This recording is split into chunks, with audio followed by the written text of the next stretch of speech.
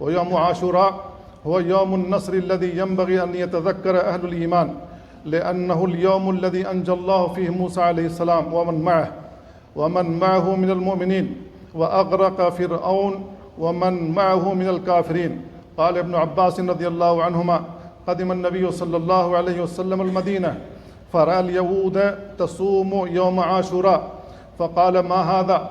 قالوا: هذا يوم صالح، هذا يوم نجى الله بني إسرائيل من عدوهم فصامه موسى.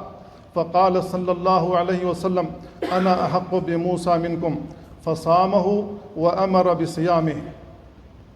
وكان حرص النبي صلى الله عليه وسلم على صيام عاشوراء أكثر من حرصه على صيام غيره من الأيام.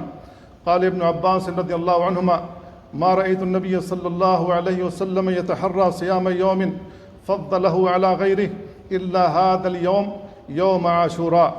واليهود قد اتخذوا عاشوراء يوم عيد وصاموه أيضا، فأمر النبي صلى الله عليه وسلم بمخالفتهم بصيام اليوم التاسع معه لتتميز هذه الأمة من مشابهتهم.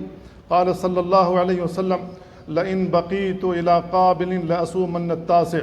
فأفضل درجات يوم عاشوراء أن يصوم التاسع والعاشر، فإذا عجز عن التاسع فصام الحادي عشر تحققت المخالفة، فإن اقتصر على صوم العاشر وحده نال الأجر المرتب عليه وفاته فضل مخالفة اليهود.